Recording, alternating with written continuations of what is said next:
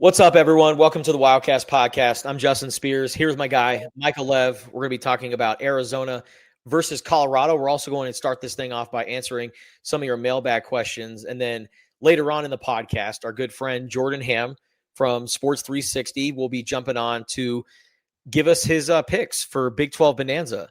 I feel like I'm riding the struggle bus. Like you guys are closing in on me. No? No. See, Justin's so humble as always. You're killing us. Okay. Like you're the one who's doing well because you're actually like using common sense. You're kind of, keep it simple, stupid, not doing crazy upsets, this sort of thing. And this is why you're winning because you're Consistent. a winner. Consistent. Yeah. I'm actually kind of surprised because I feel like I've been struggling the last couple of weeks, but I'm excited for this week's slate of games. You also probably don't stress over it as much as I do, which I think is a huge factor in why you're doing better than I am. So, but man, it's Arizona Colorado week, Lev, and lots to discuss on that front. Big memories for me up in Boulder. Yeah, I was going to say this is my second time that I'm going to be in Boulder. My first time was actually very memorable. It's kind of funny that the two most recent Arizona football beat writers are on this podcast right now. And I feel like you and I both have like really cool stories to tell. Yours is definitely, I think, way cooler in my opinion.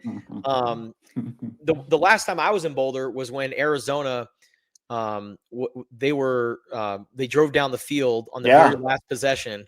And the most interesting thing I remember about that game was that was like the first time Noah struggled. Like Noah Fafita, like I was like, oh man, he's actually kind of struggling a little bit right now. And it's kind of his fault, right? And Jaden Delora was kind of like the voice of reason on the sideline and kind of talked him through it. And then Noah was just kind of just steady the rest of the way. And then on that last drive, he completed all four of his passes. And then Jonah Coleman had a couple of long runs. And then Jed Fish, I thought, played it perfectly. He's like, you know what? We can score in this moment, but we're just going to let the clock go. And we got the best kicker in college football right now in Tyler Loop and just have him make the game-winning field goal. But it was a chip shot, if I recall. Oh, it was like 24 yards or something like that. Yeah. It was nothing. That's what I'm saying. It was like they could have easily just been like, hey, Jonah, run for 3 yards or whatever it is or whatever, how much yardage they needed. And they could have scored, but they were just like, nope, we're going to play it safe, walk away with the game-winning field goal. But you saw the birth of Mr. October, Lev. What do you remember about that day? Oh man, I was up there with Greg Hansen back in the day when we'd have more than one person go to a road football game, and Brandon Dawkins was still the starting quarterback at that time. And if you remember, or if you know the layout at Colorado, very small sidelines, like the stands are super close to the field. So if you get pushed out of bounds or run out of it, there's not a lot of room. Like you can easily knock into something or someone. And that happened to Brandon Dawkins early in that game. Like he got injured along the sideline at Colorado. So in comes Khalil Tate. So very big time recruit, raw, super young when he came into school. I think he was only 17 when he enrolled at Arizona. And then the rest was history. And it was just the best athlete on the field, right? By far. And I just remember, writing something to the effect on Twitter, like, you're not going to believe this, but, like another 70-yard touchdown. Like it was insane. No one had ever seen anything like it. No one had ever done anything like it in college football. Not only that, but he completed 12 of 13 passes too. And the one incompletion was a drop. So you really couldn't play a game of football better than Khalil Tate played it that day. And then, of course, he had two awesome performances against Colorado the next two seasons too. He is, Mr. October, but he's like a wanted man, a hated man in the state of Colorado, in the city of Boulder, to be sure. Yeah, man. And that's kind of what started Mr. October. I mean, 4 straight Pac-12 Offensive Player of the Weeks. which really had never been done before. It was what a run, man. Think of how many great players there have been in the Pac-12. Pac-10, Pac-12, yeah. Pac-10, Pac-12, who never did what Khalil did. Reggie Bush, Matt Leinart, Carson Palmer. Those are just the USC guys. Yeah. Marcus Mariota, who won the Heisman and had 36 touchdowns and 2 interceptions that season or whatever. So just crazy. It was a moment in time that I will never forget. And I know that Arizona fans will never forget it either.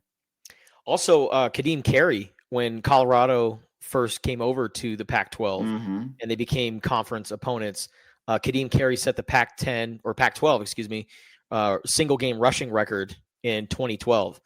So okay. Kadeem, Khalil. Can anyone on this year's team do that at Colorado? They just gave up over 400 yards rushing against Utah. But you know who has the fewest rushing attempts in the Big 12, Justin? That would be your Arizona Wildcats. Wow. And now they have played there. There's only 2 teams that have played 7 games. The rest have played 8. But still, I think they had the lowest rushing attempts last year too, or right near the bottom. So that would require a real shift in the way that they play. Yeah. And I mean, I think it's a good idea. I always kind of want them to run the ball more. They have some really good running backs. Offensive line has actually played pretty well. And it wasn't just that Utah game either. I think there's 3 other games this season where Colorado has given up 200 plus on the ground. So they are vulnerable in that area. I don't know if they're going to really truly commit to doing that because they haven't so far. Yeah.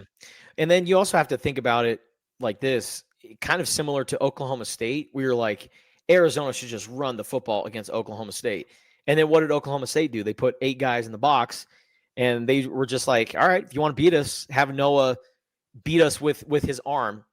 And sure enough, he did and became Big 12 Offensive Player of the Week after passing for 5 touchdowns. I kind of feel like that's what's going to happen because it's like Deion Sanders said in the locker room postgame, like the blueprint is out now.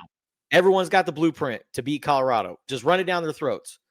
And so and blitz the quarterback. It's just football is just not that simple, right? Yeah. It's just not that simple. They're going to try all week long to shore up those areas, right? Yeah. So I don't know.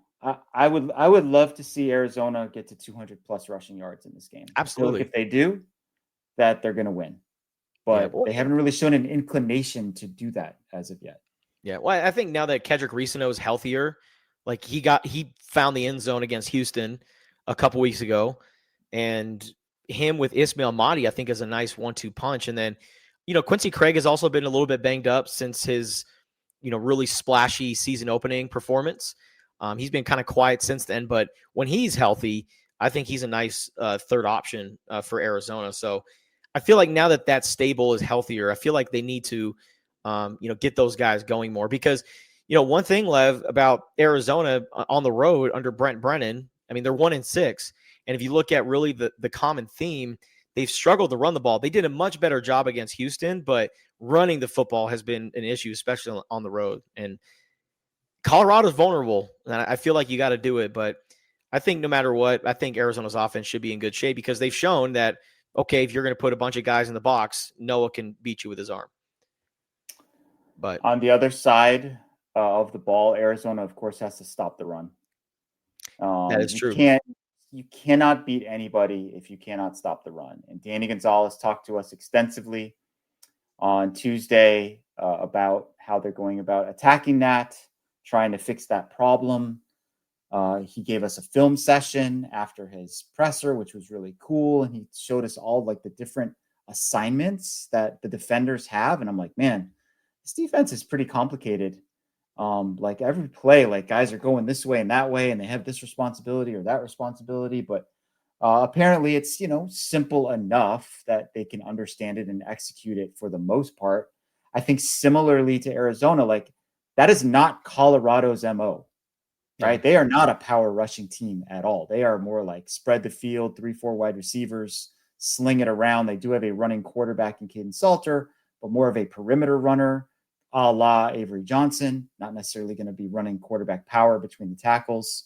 So like Arizona, like is Colorado going to step out of what they normally do to try to exploit a weakness in the opposition? I'm not so sure. It's hard to, especially if you don't have a bye week, it's hard to just change your whole offense in the course of a week. Well, and there's been a lot of talk about like the quarterbacks, like because the Arizona Wildcats, they're preparing for 2 quarterbacks. But Caden Salter is definitely more of an athlete than Staub. So if I'm a betting man, I'm probably putting my money on Caden Salter just because of that element. Because like you said, Lev, he's not Connor Wegman. He's not Bear Bachmeier. Those guys are like 20 to 30 pounds heavier than Caden Salter. He is an athlete that's going to, try to get you to the sideline and beat you with his speed. So that's going to be a big test for Arizona. But, Kansas State didn't really use Avery Johnson's legs, or at least it didn't seem like. They tried, but when he'd run wide, they had people there. Yeah. And I think that plays to Arizona's advantage, honestly. Like they're a little undersized on defense, but they have pretty good speed, and they have sure tackling defenders like Traden Stukes and Dalton Johnson, Riley Wilson, who can run people down. There's only so much you can do when the opposition is just overpowering you. Yeah. And that's really what it was. Like, credit to Houston. They copied what BYU did, and then they took that same game plan to Arizona State and did that to the Sun Devils. Yeah. Connor Wegman had more rushes and more yards against ASU than he did against Arizona, running those same kind of plays. So, yeah. It's very basic, but very effective. This kind of leads us into some mailbag questions, Lev. Yeah, let's go. So this one comes in from Joe Sturk. Shout out to my guy, Joe. Joe's a big fan of this podcast and also Spears and Ali. We thank you for your support, Joe. Joe asks, what does the Arizona defense have to watch out for from Colorado? How will the Utah loss affect Colorado's offensive game plan against Arizona? Yeah, so what does Arizona's defense have to watch out for Colorado? They have decent receivers. They really do. Amari Miller's, I think, they lost a lot of firepower. Like they lost the Heisman Trophy winner. They lost LaJohntay Wester. They lost Jimmy Horn Jr., Shepard, who I think is playing for like the Green Bay Packers right now. Like they lost their top 4 guys, but Amari Miller is really, has shown that he is a guy that can play at the next level. So look out for Amari Miller. That's one guy to watch, especially on those deep balls. Because, we've seen Arizona, especially on the road, they begin those PI calls. Some of them are complete bogus. Like, don't even get me started on some of those PI calls. But it happens on the road, right? And a good receiver like Amari Miller is going to draw some sort of hand-grabbing contact like that. So that's definitely something to keep an eye on. Yeah, I would say they've shored up the offensive line. It sure didn't look like it against Utah, but Utah does that to a lot of people. But the offensive line is better than it has been, especially in pass blocking. And they have really good weapons on the outside, and that they're gonna try to take advantage of them. And Danny Gonzalez is going to play a lot of man coverage, and he is going to trust his cornerbacks, that they're going to not give up big plays, that they're not going to get those PI calls. And really comes down to, can the pass rush get home, right? Utah's pass rush got home time and again. They also blitzed at like a crazy rate, like 70%.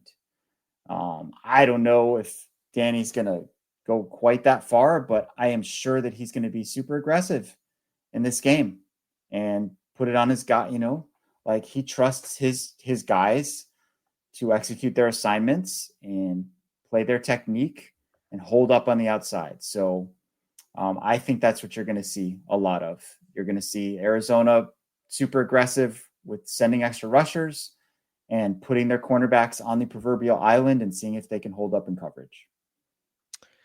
All right. This next question comes in from Ed Helinski. Ed's question is, in your estimation, where is Arizona football right now? On a scale of 1 to 10, with 10 being the best, what is your number? Oh boy, this is interesting. That's a tough question. Yeah. I'd say, I would say honestly, like on a scale of 1 to 10, 10 being the best, like, what is the best for Arizona? Are we talking like perennial powerhouse, like in the college football playoff conversation? It's 2023. 2023 to 10? Yeah, totally. 10 wins, go to a good bowl game. That's about the best. I would say it's probably at a 4.5 right now. Something like that. Like they're maybe on the verge of something good. But you could also kind of see it going the other way. Right? Like that's why this is such a big and important juncture in the season. You don't want a 3-game. You definitely do not want a 3-game losing streak coming into homecoming.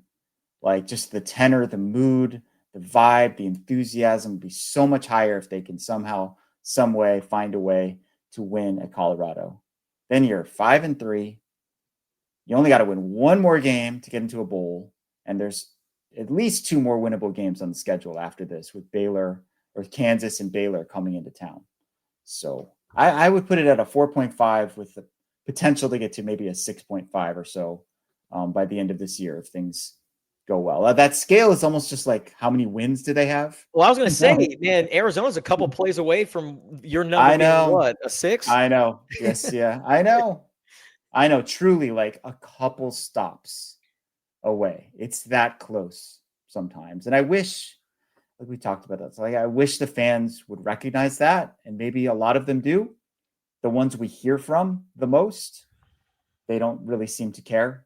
It's very bottom line, win or lose. And they certainly had a very good chance to win both of those games against BYU and Houston. Yeah. Like you said, they were in it there to win that game. Where last year's team, man, a lot of losses that were just completely lopsided, just ugly. I'd be shocked if that was the outcome this Saturday. Wouldn't you? Yes. Like a losing end of a blowout. I would be really surprised. Man, I would be honestly speechless if that happens. I have no idea what to think of the program at that point. All right. This next one comes from Niner Power. How is recruiting going for 2026? Any sleepers? Well, I'll let you handle this one, Justin. You're more of an expert in this area. Yeah, so I think honestly, as far as like the 2026 class, last time I checked, they were ranked number 41 on 247sports.com. I think they're right around like number 6 or number 7 in the Big 12. So hey, they're in the upper half of the league when it comes to recruiting. So there's that. 41 is correct. Yes. Yes. So 41 nationally, which is, I mean, really, I think a solid class for Arizona. The headliner, of course, is Oscar Rios, but you're asking about, who is, the most underrated guy. One of my favorite defensive linemen that they added is Prince Williams, the 3-star defensive end from Bishop Gorman in Las Vegas. This guy's a stud. I mean, he is built to play at the next level. And if you just go look at his stats, a ton of TFLs, a ton of sacks, like this guy gets after it. So I think Prince Williams, when you look at the defensive line next year, it's going to be very interesting because they're returning Trey Smith, and that's the expectation. So Trey Smith will probably be back for Arizona after redshirting, which is kind of a silver lining for Arizona because this was supposed to be his last year, So getting him back next year, it's kind of like a trade on Stuke situation where it's like, you'd rather have him available for this year, but it's like, you know what, in the long term, it's going to pay off for both parties. But then you look at those interior guys, Deshaun McKnight, Tia Savea are going to be gone after this year. Julian Savianaya is coming back, but they're going to need some bodies up there. Mace Pesse is coming on, but he's been really, good as like a edge rusher or like a, strong defensive end type. So yeah, Arizona's defensive line next year with the newcomers, those guys, the freshmen, I think will have a minimal role. They're not going to be, super like impactful, like starter types, but they're definitely going to impact Arizona's defense next year. So I'm excited for the defensive line. I'm excited for Prince Williams. I saw our esteemed colleague, Greg Biggins, tweeting about Brandon Smith. who is I guess he's considered an athlete, but really more of a running back, right? And considered one of the better two-way players in the state of California. That's somebody to keep an eye on, to be sure. I think that the staff is pleased with how recruiting has gone. So far, they are committed to bringing in around 20-ish freshmen per year and trying to build a program somewhat the old-fashioned way. Yeah. Right? Getting guys in here, like culture, sense of team, togetherness, development. You're not going to get a ton of 4 and 5-star players at Arizona. It's just never been done. Like, got a handful during the Jed Fish regime, certainly got, Tetero and McMillan. But there's a reason that he stood out the way he did, because they don't get a lot of guys like that, right? No. Do you think, Justin, that they will have any chance to get Roy Oliver the third from Hamilton? For those who don't know, this is like the next maybe Bijan Robinson from the state of Arizona, class of 28, wide receiver up at Chandler Hamilton, super duper star. He's a sophomore. He's got a gazillion offers already. He's ranked as a 4-star in the composite ratings. You think they got a shot at all? I mean, he's from the Phoenix area. And, one thing about Bobby Wade is that he has very strong connections in that area. And so whenever there is a standout wide receiver coming out of the Phoenix area and Arizona is heavily interested, I kind of feel good about their chances because Bobby Wade is one of them. He was a highly touted guy that decided to go play for the Arizona Wildcats. And now, he has proof like, hey, I've worked with Tetero McMillan for a year. And, T-Mac was going to be a first-round pick regardless. But, Bobby Wade can have that feather in his cap. Like, I mentored a first-round pick. He broke my record at Arizona. Look at what Gio Richardson and what Isaiah Mizell, because those guys are trending in a very positive direction right now. Like, I feel like by the time Roy Oliver makes his decision, because he's class of 2028, maybe Bobby Wade has turned into one of the best receiver coaches on the West Coast and can leverage his Phoenix ties and being from Phoenix to maybe land a player like that. But realistically, or I'm going to say realistically, but, kind of the old-fashioned thing, the thing that usually happens is that an SEC program or somebody is just going to throw the bag at him and he's going to go play over in those conferences. Yeah, his offers include, besides Arizona, ASU, BYU, Florida, USC, Utah, Vanderbilt, and I'm sure more are coming, right? The big-time players are going to be involved in this one. So something to keep an eye on. Yep. For people as we move forward here. Okay. This one comes in from, also another defensive lineman I forgot to mention. I just wrote a feature story on him. Keatron Harris, whose agent is former Arizona quarterback Ortiz Jenkins, lead by the late quarterback. Keatron Harris called Ortiz his fairy godmother, has really been an agent and also mentor throughout this whole recruiting process. So kind of cool connection there. You can check out my story on Keatron on Tucson.com. And he's 6'3", 290. So he might be a guy that could, contend for starting snaps. He's big enough to play. All right. This last one comes in, Lev, from MPOS. MPOS always submitting questions. We appreciate you, man. What advantage does Arizona have offensively against the CU defense? And do you give candy to someone not dressed up to trick or treat? Well, to answer the second question, no. I mean, the minimal requirement to get candy on Halloween is to have a costume of some sort, right? You can't just, like, if you're some teenager who's just walking up, like, we might give you candy, but we're not going to feel good about it, right? Like, put in a minimal effort, right? Do you agree with me on that one? Yeah. I mean, trick-or-treating is for the kids. So if you're just like not putting in any effort whatsoever and you're like old enough to be like, hey, man, you shouldn't be doing this, I'm not giving you any candy.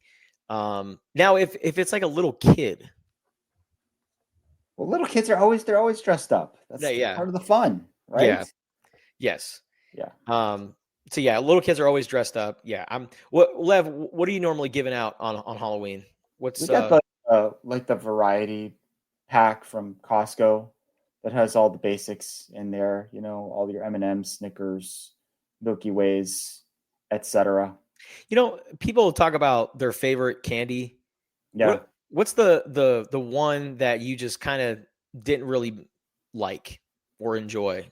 For me, it was always Almond Joys. Tootsie Rolls. No, Tootsie Rolls? Yeah. Yeah, no thanks. No. Yeah. You asked me about this the other day. I cited dark chocolate. I forgot that they also have at Trader Joe's these dark chocolate peanut butter cups. So good. Oh, yeah. So good. They have some at Costco that I buy all the time. And I've had to cut back on them because, man, I was just They have those low sugar ones at Costco that are super good too. Yeah. Yeah, those are the ones I'm talking about. Yeah. Yeah, I limit myself to two per serving. But that's the thing. It's like, oh, they're healthy peanut butter cups, so I can have more, right? So I had to stop buying them. But every time I'm at Costco, man, they talk to me like the Green Goblin mask. I'm Spider-Man. What's the football question again? Oh, the football question. Yes. Is it advantages that Arizona's offense has versus Colorado's defense? Yeah. Yes. Is that what it was? Okay. And not Spider-Man. Let's talk about the other guy. Anyways, the other question was, what advantage does Arizona have offensively against the CU defense? Yeah, I mean, when you look at some of the numbers, the Colorado is 13th in the league in scoring defense. They are 15th in the league in total defense. They're 15th. They're 16th, dead last in rushing defense. Like, I think there's a lot of advantages. Like, I don't think this defense is that great. And I think I really liked what I saw from Arizona's offense this last game. It wasn't pound the ball between the tackles, but it was a super efficient, short passing game where Noah Fafita is getting the ball out of his hands. The perimeter blocking was the best that it's been all season. I would love to see more of the same. Yeah. I've been really impressed with the blocking from the tight ends. I think Sam Olsen and Cameron Barmore, in addition to like being on the line and blocking, they're also really good blockers out in space. And, I was looking at PFF the other day. Is Trey Spivey the best blocking player graded? At least he's the best blocking receiver that they have. So, yeah, the perimeter blocking, I think, is improving. I mean, it could always be better, but I think with the tight ends and then with Trey Spivey, I think getting the ball out in space and, I mean, really banking on Colorado to have missed tackles and get those yak yards. I think that's going to be key for Arizona. I think that's something that they'll probably do. I mean, they did a great job against Houston. I mean, those short passes, the ADOT, the average depth of target, and just the time to throw, like that was one of Arizona's best offensive performances in Big 12 play. So definitely looked more air raid-esque. Yes. Right? Than more like Seth Daigie's offense. Yeah. And then you mixed in some jet sweeps with Trey Spivey. I'm like, this is a good offense. I like the way Seth Daigie's calling the plays right now. But all right, let's talk more about the Arizona-Colorado game coming up later on in the podcast. Now time to bring on our special guest that we have on every single week, Jordan Hamm from Sports 360 AZ. What's up, my man? How you doing? Oh, you're on mute, Jordy. What's up, fellas? Hot you, start. Here we go. Good to see you, man. I did one of those things where, like, I get the 2-minute warning text from Justin, and I'm getting my computer set up. First time I've opened it up this morning because I was at practice, and it did like the full computer reset, and it's like a new operating system and taking 8 years to open everything up. So it's been a fun morning, and but we're off the hamster wheel. Here we go. Let's do it, man. Technology, am I right? In this economy, right? Yeah, in this my favorite joke. Hey, Jordy, we were talking about Halloween candy. What's your favorite and least favorite? Ooh, the Reese's pumpkins. I can't tell you what the science is of why when it's in a certain shape it tastes better, than an already great candy, but those are pretty great. I can house some mini Snickers with the best of them. And then in terms of least favorite, I'd say probably like the non-chocolate like Tootsie Rolls that can be out there, where it's just kind of like fruit flavored, but it's gummy. It hurts your teeth. It's hard to chew. It's kind of just like feels like this empty calorie vessel that you have. Justin was just talking about the pumpkin-shaped Reese's, weren't you? Yeah. Justin, when I was like, how do they make those? I don't know. Like with a lot of love and care. Yeah. There's a science, man. There's a science to it. But I will say this, there has been a shakeup in my Halloween candy power rankings because I had a Snickers pumpkin, and I was telling Lev, like, ooh, the infrastructure was so amazing. Like, it actually looked like a pumpkin. Like, they had a pumpkin face on it. It looked like a jack-o'-lantern, but it was a Snickers. And I tried it, and you have to try them, man, because I tried it and I was like, okay, yeah, this is moving up to number one on my list. So, are y'all candy corn people? Yeah. No, not really. Yeah, I'm more of the pumpkins that are kind of like candy corn. Oh, okay, yeah. I enjoy it. Like, I'm not gonna probably seek them out, but I feel like there's some unnecessary hate. And there used to be, I don't know if there still are, there were Starburst candy corn, and those were very, very good. Okay. From like a couple years ago. I haven't seen them the past couple years. Maybe it was like a COVID thing or a fever dream or something, but those were, if you ever see those, just grab them and try them. They're pretty good. Yeah, no candy corn hate over here, but let's get to picks. So who's just killing us, Jordan? That would be Mr. Justin Spears. Really? Justin went 5-2 last week, straight up and against the spread. We were both 2-5 against the spread. I am in a horrible slump. It's my third straight week, actually fourth straight week under 500 against the spread. Don't know what's going on here. Not great when you're supposed to be an expert, right? So I'm now like 10 games under 500 for the season. Ugh. Bad news. 28-38. Justin, first place, 35-31. Not a bad. The rookie Jordan at 31-35.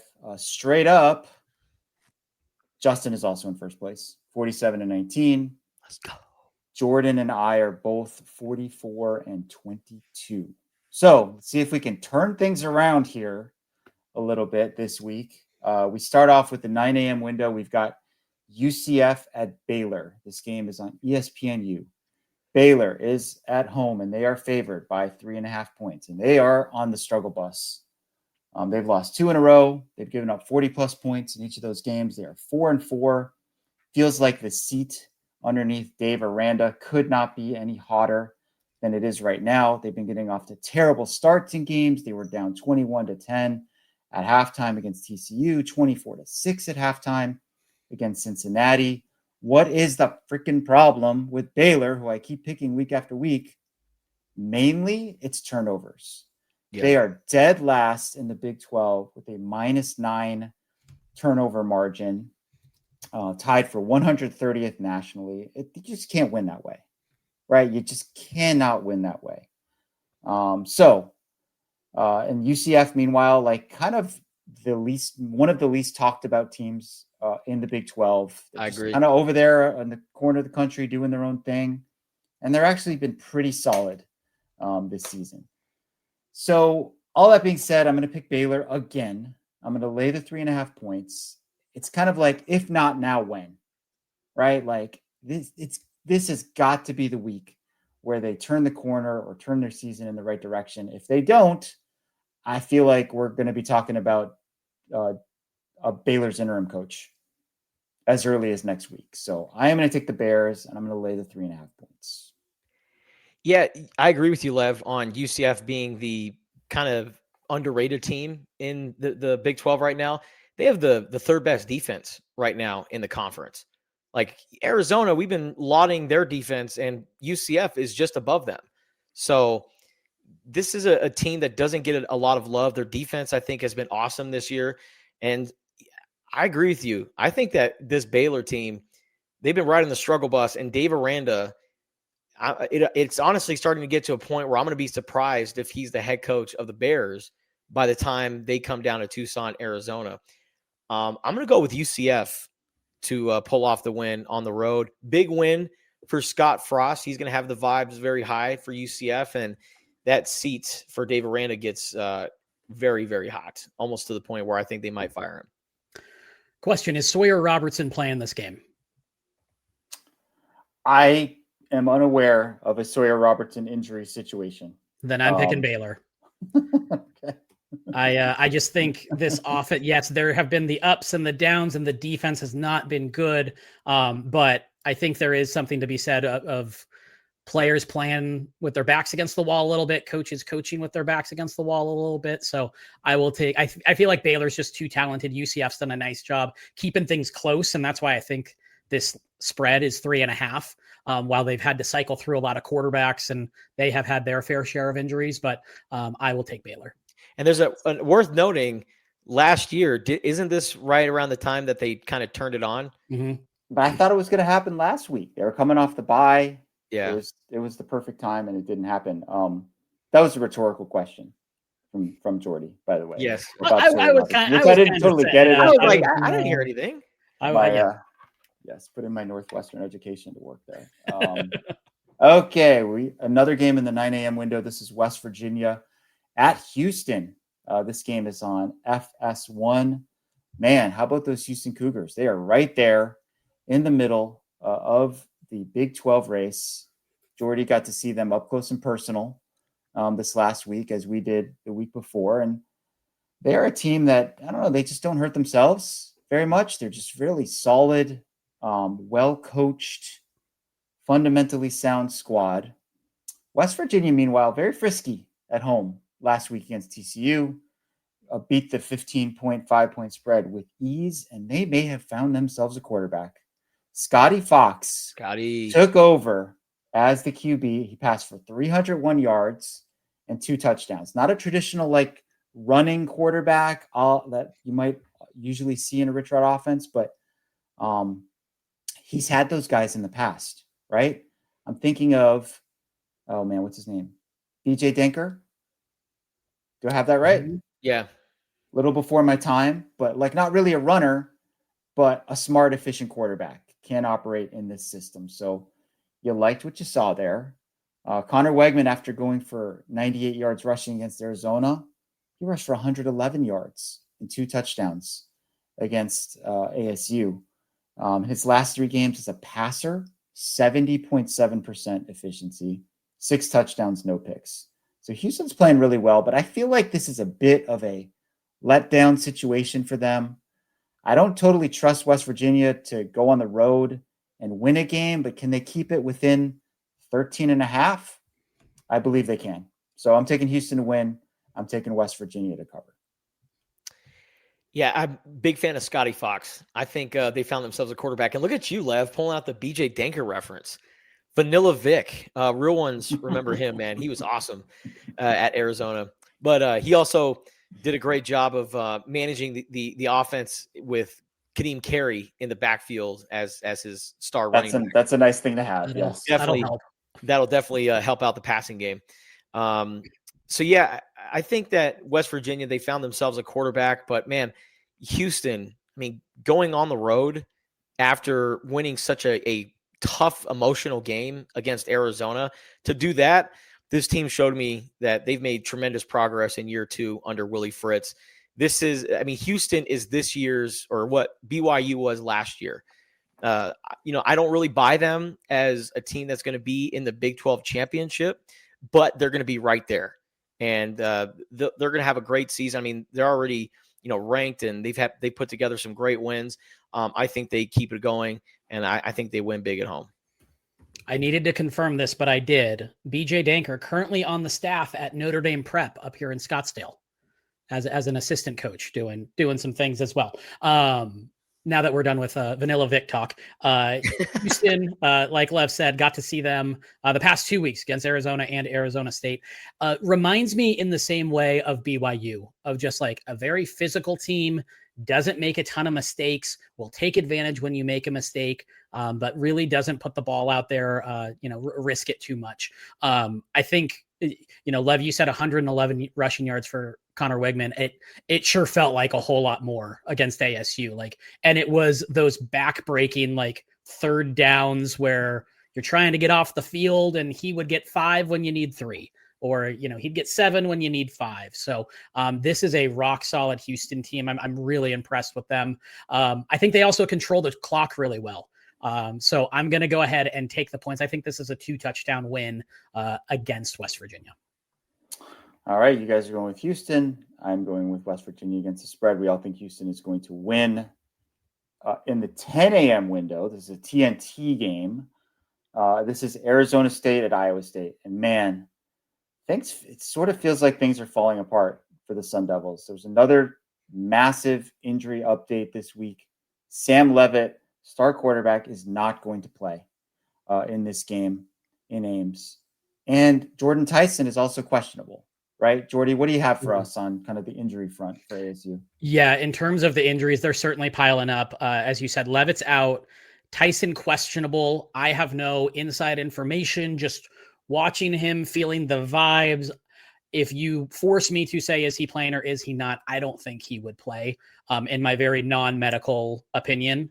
But who knows? If there's someone on this team that could not practice all week and then jump in and play at a high level, Jordan Tyson would be at the top of this list. Not only that, they have been without Kyson Brown, who was their top running back since week 1. Raleek Brown has stepped in really nicely, but to have that 2-headed monster in the backfield would be a nice luxury right now. Their most experienced offensive lineman, Ben Coleman, is out for the year. Zyrus Fiaseu, who's an important linebacker, as well as Tate Romney, 2 guys that cycle in quite a bit, were both out last week. Zyrus is out for the year, and then X Alford hasn't played yet, who's the heart and soul of that defense. Boogie Wilson has stepped in really nicely at that spot, but to have X out there would be a huge lift as well. And then special teams coordinator, assistant head coach Charlie Ragle is taking a medical leave of absence as well, to get some things addressed for him.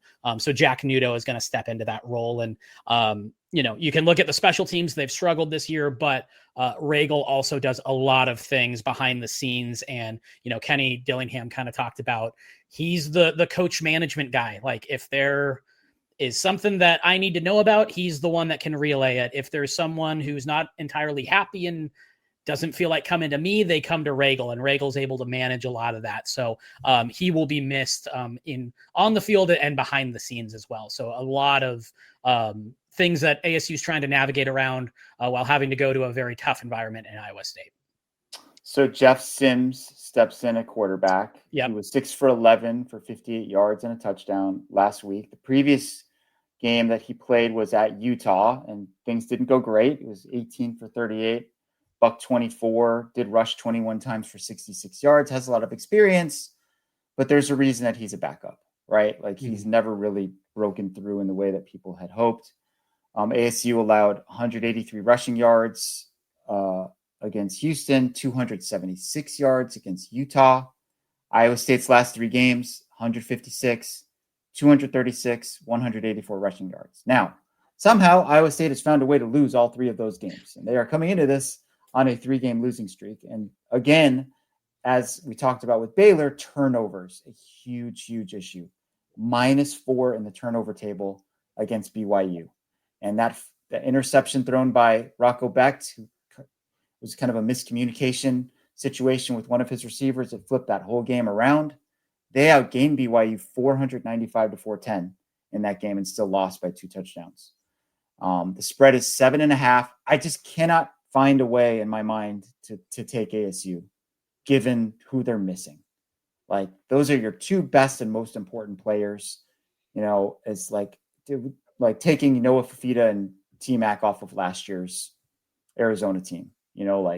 They struggled with those guys, and it'd be way worse if they didn't have them. So I'm going to lay the 7.5 here, take Iowa State to end their 3-game losing streak.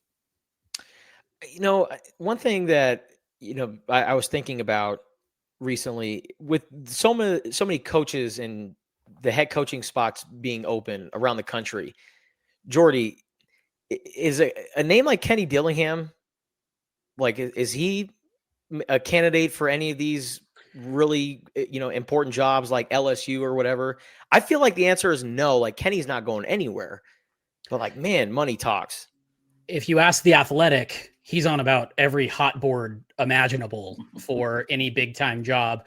I would think if he were to move on, it would have to be very much the right situation for him. But he has preached like this is his dream job. So he's built up a lot of, I don't know if goodwill's the right word, but respect for his authenticity. And I think that authenticity might take a hit if it's the first big job he's made available for, all of a sudden he jumps. Not to say that he's going to be a lifer, but I think if ASU gives him what he needs to be successful, I think he's more than fine being in Tempe, recruiting the area that he knows, and building this thing that for so long has been called a sleeping giant. So who are you guys picking? I'm going with Iowa State. Just no Sam Leavitt, no Jordan Tyson. It wouldn't surprise me if ASU, were, able to gut out a win and walk away with a close win. But because, Iowa State, they're banged up, especially in their secondary. They're returning some guys back, but that secondary is still banged up. So I don't trust ASU and their injuries. And I feel like at home, Iowa State should take care of business. So I'm going with the Cyclones. I'm going to go Cyclones. I'm going to go ASU to cover, though. This is a defense that is still very good, and Iowa State is banged up, and maybe they get a couple of turnovers and short fields to work with. But I don't know how much firepower they have, short of Raleek Brown going for however many, 3 figures in rushing yards. Kanye Udo all of a sudden comes out. The last time he really contributed was Mississippi State, but he went for 100. So if there's a game to control the clock, it's probably this one. ASU just doesn't lose a lot of games by a blowout, and by no means would 10 points be a blowout. But I just feel like ASU is just going to hang around and try to will themselves, but just not have enough to get the W. Yeah, if you had Sam Leavitt and Jordan Tyson, you'd feel a lot better about exploiting the banged up Iowa State secondary. One or the other, right. Like yes. But the fact that it's potentially both, we don't know for sure right now if Tyson's not. But like I said, I feel like, especially with the bye week coming after 2, there might be let's try to save Tyson from himself. That's a term that Kenny uses a lot with guys on injuries. Of they say they're good to go, and he's like, I need to save you from yourself here for a second, and maybe get 2 weeks, come back fully healthy for the last stretch. Yeah, and if they can get both of those guys back, ASU's got a really good chance to run the table at the end of the season and finish 8-4, because they've got West Virginia at home, at Colorado, and then Arizona at home. Yeah. So 3 very winnable games for them, and 8-4 wouldn't be, that would be a little below expectations coming into the year, but still would be a pretty darn good season following up last year's breakthrough. Okay. 12:30 p.m. window. We've got Texas Tech at Kansas State. This game is on Fox. Texas Tech is favored by 7.5. I am not sure how much Texas Tech really tried against Oklahoma State last week. They won the game 42-0. They covered the spread. They only had 370 yards of total offense, which was like the best defensive performance for Oklahoma State since UT Martin. One factor in that is that Baron Morton was out. Will Hammond suffered a season-ending torn ACL in that game. So the guy they brought in, this guy named Mitch Griffiths, who had spent his first 4 seasons at Wake Forest. He was out of football for a year. You know what he was doing, guys? What's that? He's laying concrete. He was in construction, but the coaches reached out to him, offered him a spot on the team. So he came in, and he's the number 3 QB. And now he's going to be the number 2 QB behind Baron Morton, who's coming back for this week's game against KSU. And Mitch Griffiths also will be given a 7th year of eligibility, so he can stick around and compete with Will Hammond for the job next year. One of the kind of positive upshots of the way eligibility is now is you get some cool stories like that on occasion, whereas maybe before his football career would have been over, now that it's revived to some degree. Meanwhile, Kansas State, big win last week in the Sunflower Showdown, 17th in a row, absolutely blasted Kansas on the road, had a 3-0 advantage in turnovers, 4-0 advantage in sacks. Jace Brown, monster game, 4 catches for $160 and a touchdown. All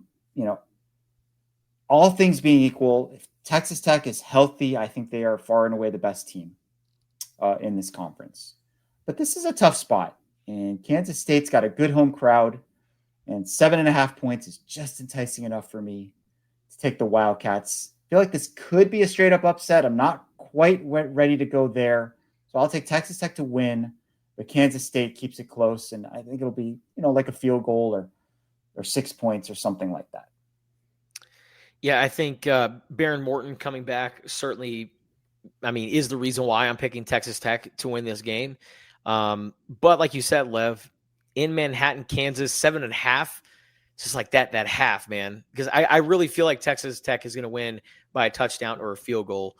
But I think for Kansas State, Avery Johnson, can you use his legs? Can you, find the firepower that makes Avery Johnson such a good quarterback? And can you figure out a way to, control the line of scrimmage? That's going to be a tough task for Kansas State's offensive line. Going up against those guys at Texas Tech, trying to dominate the clock in time of possession, that's going to be a big challenge against Texas Tech. But I feel like Kansas State, they can do that. And I think they're going to keep it close, but I'm going with Texas Tech to win. Before my prediction, I just feel like a guy named Mitch Griffiths, who's working construction and then goes into football, like that is just, they're saving that for the Friday Night Lights reboot whenever that happens. Like that is like that's a plot to a CW show. 100%. Yeah. 100%. I'm going to go Tech here. I think they cover. Kansas State starting to get right. But I just feel like Tech, this could be a look ahead game. They got BYU the following week, but I just feel like they're locked in right now. They had their loss against ASU. I think I was correct in predicting that like Texas Tech, they'd use the Oklahoma State game almost as like a tune-up game and like kind of not go all out on it. However, they still covered with their quote unquote tune-up game. So I think they got right. And I think that they're going to win probably by 10 points. Okay. We are moving on to the 1:00 matchup between Oklahoma State and Kansas. This game is on ESPN Plus. Kansas, despite the fact that they lost their last 2 games by identical scores of 42-17, a margin of 25 points, they are favored by 24.5 over the hapless Cowboys of Oklahoma State. Not a lot to say about Oklahoma State. We know what their situation is. They're going to be in a total rebuild situation under a new coach next year, near the bottom in most statistical categories. Do you want to give a little bit of a shout out to OSU's Wendell Gregory, who's got 10.5 tackles for loss. That's number 3 in the conference behind like the big names, right? John Henry Daly and David Bailey are 1 and 2 in that category. And Kansas's Bengali Kamara, 8.5 tackles for loss. He's 4th. So 2 of the better edge defenders in the league going at it in this game. I don't have a ton of analysis on this one other than I'm just going to take everyone against Oklahoma State probably the rest of the way. I'm going to lay the 24.5 points. I'm going to take Kansas. This is the game where they get right, they go off on offense, and they win going away. They lost to two really good teams in Texas Tech and Kansas State, but they lost 42-17. So the last 2 games, they were just completely punched in the face. This is where they come back, and not only is a get-right game, but they just take it all out on Oklahoma State and just, I wouldn't say run up the scoreboard, but they're definitely going to rout them. And so I'm going to go with Kansas to win and cover. And, Kansas is going to be in a very interesting spot when they come down to Tucson, Arizona, because when they win this game, they'll get the 5 wins. I mean, that game against Arizona, that's going to put them at bowl eligibility. And when you look at their schedule afterwards, I mean, you got to play Iowa State, You got to play Utah as well. Like it's going to be a tough stretch after that Arizona game for the Jayhawks. So very important next couple weeks for Kansas. But I think Kansas, they'll win this week and they'll win big. I thought 38.5 points was too great of a line last week against Texas Tech, in which their quarterback tore his ACL and they still covered. So like Lev, from here on out, I'm taking whoever's playing Oklahoma State and the points. So I will take Kansas to cover this. All right. So the Arizona-Colorado game is at 4 p.m. and we will skip that one and do it at the end. We'll move ahead to 7:15 p.m. This is Cincinnati at Utah. When I gave you guys the spread, it was 8.5. There was some injury news that came out today. Evan Pryor, star running back for Cincinnati, is out. Spread has jumped up to 10.5. We are going to go with 8.5 for the purpose of this exercise, because that's when I sent the lines out, that's what it was. Game day is in Salt Lake City, so that's pretty cool. Everyone is talking about how just much of a wagon Utah is at home. They're 3-1 at home and 3-1 on the road, so they're kind of pretty good both places. They have outscored their opponents, aside from Texas Tech, 158-26 at Rice-Eccles Stadium. I got to say, that Texas Tech win at Utah might be like one of the most impressive of the season when you look at all the other games, right, that Utah has played at home.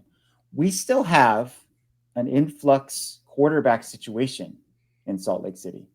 Devin Dampier's supposed to come back this week, but still not certain. He was probable last week, and he didn't play. So Bird Ficklin comes in, right? And the freshman did really well. He was only 10 for 22 passing for 140 yards, but rushed for 151, had a huge touchdown run early in the game. Brendan Sorsby, they beat Baylor last week, 41-20. He only passed for 111 yards in that game. Really weird. Rushed for 85.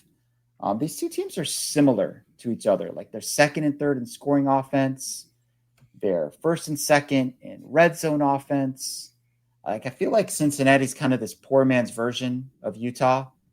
And even without Evan Pryor, I'm still going to take the 8.5 points. Utah wins this game. Cincinnati getting no respect whatsoever. They keep it close. They are a physical and sound football team. Defense and running game travel. So I say Utah wins, but only by a touchdown or so. Yeah, I'm right there with you. I think that Utah is, with the injury of Evan Pryor, I think that the Utes are still going to figure out a way to limit the Bearcats' rushing attack. Now, is Colorado's rushing offense that bad, or is Utah's, rushing defense good? Because, Colorado only had 38 rushing yards total. They had minus whatever in the first half. It was a bad first half. Like one of the worst halves of running the football you could ever imagine.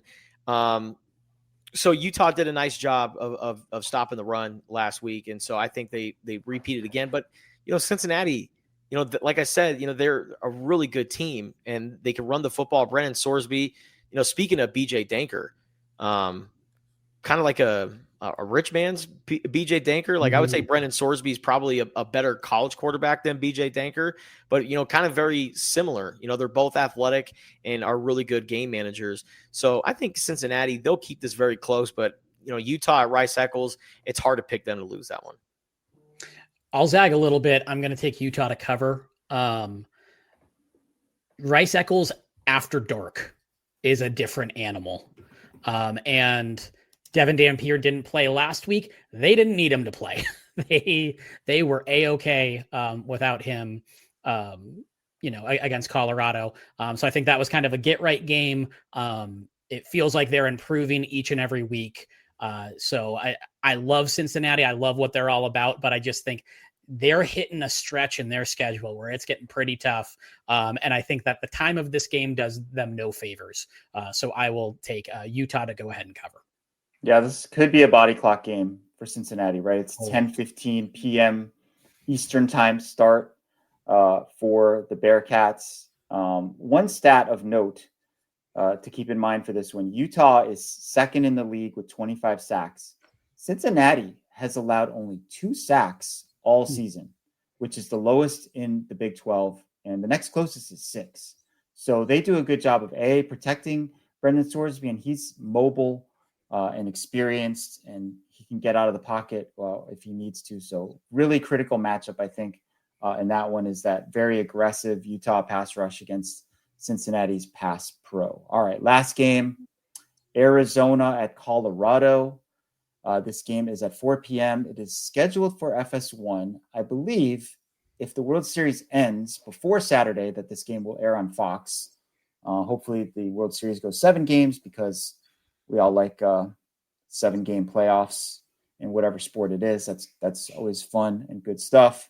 It probably means that, the Blue Jays have a chance. Arizona coming off a 2-game losing streak and coming off a bye. Colorado got absolutely housed, as Justin alluded to, at Utah last week. I mean, there were just crazy numbers. Like, it was like 390 yards to like minus 18 at some point, like late in the second quarter. Like, they just did not show up for that game. But one of the points that the coaching staff at Arizona has emphasized a bunch this week is that Colorado is just a different team at home. Jordy alluded to like Utah, Rice Cycles after dark, like Colorado, a night game. That's just a different beast. They are 3-2 at home. They're 0-3 on the road. Their average scores 26.6 to 19 at home, whereas they've been outscored 41.3 to 16 on the road. So you can see the difference there. It's pretty significant. Earlier in the pod, before you got on, Jordy, we were talking about our recent trips to Colorado and memorable moments that happened. And Justin, the last time he was there, it was a walk-off field goal for Tyler Loop. Sure. I am going to call for a repeat of a walk-off field goal for Arizona here, this time for Michael Salgado Medina. Arizona will have the lead. This is something Justin used to do on the pod, by the way. Oh, yeah. All the time. He'd lay out the entire scenario. Paint a picture. Arizona will be leading by 8 points, okay? Arizona will be up 8 points late in the fourth quarter. Colorado will score a touchdown and convert a 2-point conversion, but there will be enough time for Noah Fifita to lead Arizona down the field and for Michael Salgado Medina to kick a walk-off field goal. So I am taking Arizona to win this game, but I'm taking Colorado to beat that 4.5-point spread. Just don't trust the Wildcats quite yet to win by that kind of margin on the road against anybody. So I asked our good friends over at ChatGPT, I guess we can call this Cat GPT, what are the keys to victory for Arizona to get a win over Colorado? And Cat GPT says defensive focus, stop the run, and mobile quarterback plays. Caden Salter has shown he can beat you with his legs. Arizona needs to contain him on scrambles and quarterback runs. Agree. Protect against momentum after a brutal loss. Win the turnover battle and continue to lean on its strong passing defense. As we all know, Arizona has some really good defensive backs. Offensive focus, exploit pressure opportunities. Colorado allowed multiple sacks and appears vulnerable to sustained offensive line pressure. Arizona should take advantage with aggressive pass protection schemes, max protect, or quick release plays to expose that weakness. Stay efficient, protect the football, make use of the bye week rest. Utah just beat up on Colorado. Arizona's coming off a bye week. Balance run and pass to keep Colorado off balance. Kedrick Reesano, Quincy Craig, those guys have to get going to open up the passing game. So basically, Cat GPT is a ball knower. Cat GPT knows exactly what Arizona needs to do to win this ball game, and I think they follow that plan and they win by a touchdown. I'm going with Arizona to win and cover, and then that sets up homecoming against Kansas. And who knows, maybe Kansas, they have their 5th win. It's like, all right, whoever wins this homecoming battle gets to a bowl game. Let's make it fun next week. Give me Arizona to win.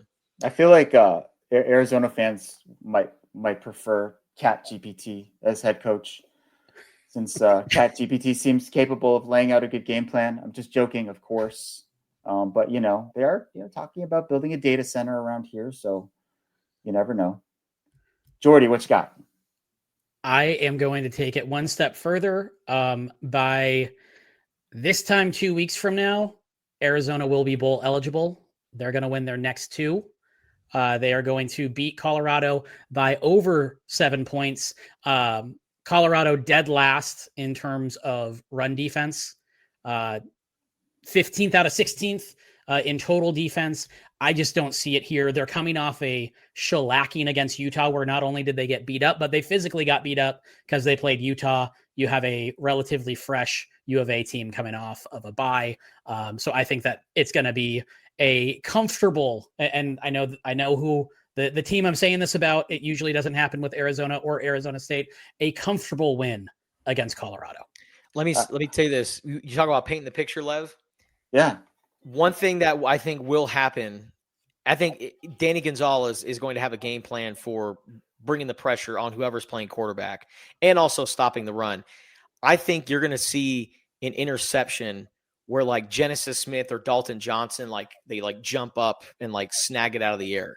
Like they try to like bat it down, but they like somehow come down with the football. Genesis Smith had one or almost had it. Yep. Against Houston. I think he comes down with a catch this week. He also almost had one against Kansas State. He's very close to being like tops in college football in interceptions. Yeah.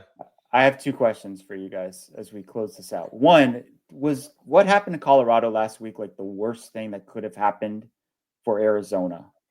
Because of that result, now Arizona is expected to win this game. And if they don't, the heat on Brent Brennan is going to be super high. So what do you guys think about that premise? This is a must win for Arizona, in my opinion. I mean, when it's all said and done, I think, Brent Brennan will get to a bowl game this year. They will figure out a way to get 6 wins. But yeah, when you look at the schedule after this week, it's like, okay, yeah, they can win these games. But I mean, shoot, they went on the road and played against a struggling Colorado team and they couldn't get it done there. So why do I trust Arizona to figure out a way to come up with 2 games? So, yeah, I look at this game coming up here. This is really a must-win game for Arizona. This is really like if the team has bought into Redline, where you don't play down to the competition, you go at the speed you're supposed to go no matter what. So if that game that they watched last week against Colorado affects them, then this team truly hasn't adopted the Redline mentality. My other question is, what are you holding in your hand, Jordy? What have we've been waving around here during the podcast? Just a pen. Just a pen? Okay. I don't know what to do with some sort of like Halloween prop or I wish. Mini lightsaber or something. I wish. Do I have like my back scratcher around or something? There's probably here. We got our little disco ball. So we got that going. So right. I have a black cat in the room with me right now. So that's sort of my little Halloween prop sleeping over there to the side. So yeah. Sadly, just a boring pen. Moving forward, I want to start a trend. I'm traveling this year for Halloween. I'm going to Colorado, but I want to, in addition to giving the kiddos sweet treats, giving them like, Snickers and Reese's and all that, got to give them the pumpkins. I want to give the parents golf balls. Ooh, I like that. Yeah. Interesting. So what's the idea behind that? I don't know. I'm like, I feel like I should give the adults something, but I also feel like not everybody golfs, So I'm like, hey, here's a golf ball, and they don't even have clubs. Or like maybe I'll give them like little shooters, or a little stress balls or something. Yeah, I'll do that. Or like, are you gonna leave a bowl of candy out on your porch and say take 2 or whatever since you're not going to be there, Justin? Nah, I don't trust the kids, man. That's a long time to leave a bowl out. Yeah. I thought when Justin said it, what else he was going to give, I thought he was going to say like advice. I'm going to give advice. Pearls of wisdom. Spears of wisdom. Before you go. A penny saved is a penny earned. Have a good night. Don't ever shop at Costco the Saturday before Super Bowl Sunday. Yeah. Piece of advice. Take that with you. All right. Happy Halloween, everyone. We appreciate you guys for listening to the Wildcast podcast. Huge thank you to our guy, Jordan Hamm. I'm assuming, Jordan, you're going to be on ASU duties this week? Actually, so I'm going to be here. We are kind of picking and choosing our travel spots here and there. So I'm going to be taking in both games, going to be reporting on it, but from the comfort of the old Casa. And before we go, if I could pitch one thing, but Sports 360 AZ, I think, did put together a pretty cool TV show that's going to be on Cox Your View this week. All 4 coaches are at major universities here in the state are new women's basketball coaches.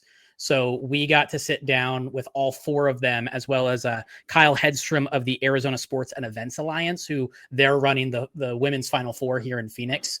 All the stuff that goes into the community work and that sort of thing. So we talked to all of them as a kind of a women's basketball preview, but a new chapter for all 4 of the major colleges here in the state. So we thought it was a cool opportunity to do that. And so you'll hear from Becky Burke and Molly Miller and Winston Gandy, and then Laura Dinkins up at NAU. So just something that I thought was cool that we put together. We'll have a bunch of the interviews on the site as well. Heck yeah, man. Becky Burke, she's electric, isn't she? Oh my gosh. I was like ready to run through a wall after I interviewed. She was fired up. And I do not want to be on the receiving end of her coaching if I ever mess something up. Yes. So sports360az.com? Yep. Yeah, it'll be on sports360az.com. And then we also will have it running on Cox at Cox Your View throughout the rest of the week. Heck yeah. So good stuff. Excited to watch that, man. Thanks, man. All right. Also, check out all of our Arizona football coverage of Arizona versus Colorado on Tucson.com and the Wildcaster mobile app. And as always, don't forget to subscribe, rate, and comment the Wildcast on Apple and Spotify. See y'all next week.